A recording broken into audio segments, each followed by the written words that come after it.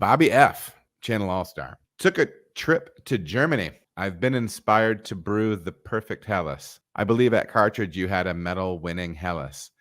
Were there any techniques, processes that took it to the next level? You know, man, this is a topic that I love because, you know, for a long time, I'm one of those people that's like, oh, it's the second time I'm making Helles. I want it to be perfect. It's a journey. I listened to a podcast with a German brewmaster who's been making Helles for 30 years, and he's still chasing. He's still grinding. He's still trying to get better. I would dig back. I forget who it was. It was like a traditionally trained brewmaster. It was a whole craft beer and brewing on Helles. It's really, really worth the listen to. Even just, and there's going to be technical stuff in there that's great. Really, the mindset thing is almost as important. I would say, you know, beautiful traditional ingredients. Find some base malts that you like. Find some processes that you like on the hot side. I do think beers like that, you know, require a fantastic fermentation, a simple grain bill. You know, we're speaking in big generalities. I would make sure that you're hitting appropriate pH levels at different places in your mash.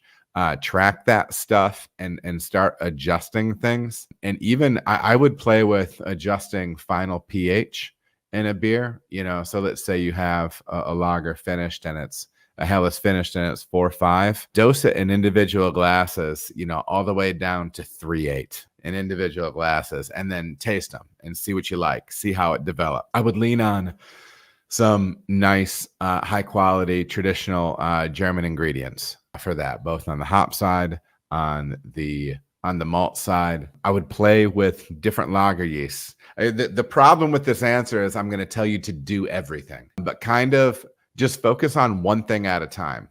If you have a process where you're making clean lager right now, that's great. I would say next thing, start messing around with that final pH, with that final beer pH, and see what that does for you, because that's something you can just experiment with. I would experiment with dryness in the beer, and I would look at those traditional beers that you were drinking in Germany and look at how much they dry out and then see how that corresponds to the bitterness in that beer. I think you're going to find that you can make very beautiful versions of those beers when you keep them perhaps a bit drier, and you can reduce the bittering because it's just less for your palate to handle, and it increases that ability of you to be able to thump pints of it, which is, I mean, that's what a beer like that is meant for. But I would say the pH thing, make sure that your water chemistry is in line. Make sure you understand your base water, and then don't go crazy on the water. Play with some sulfate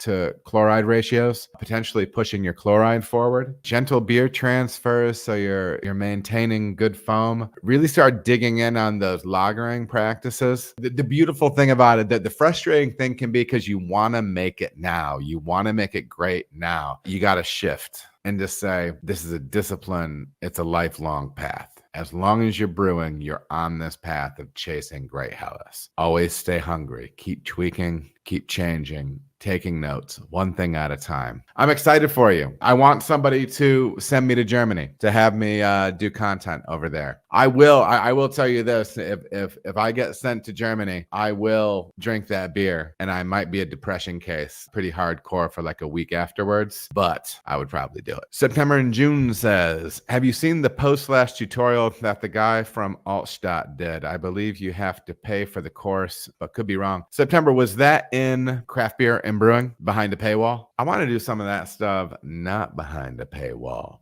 You heard? I am considering finally getting down and doing that recipe creation workshop. So there's all sorts of stuff that I'm excited about. Yeah, I've never paid for any of that stuff. The paywall stuff at Craft Beer and Brewing might be great. They have some big time folks on there.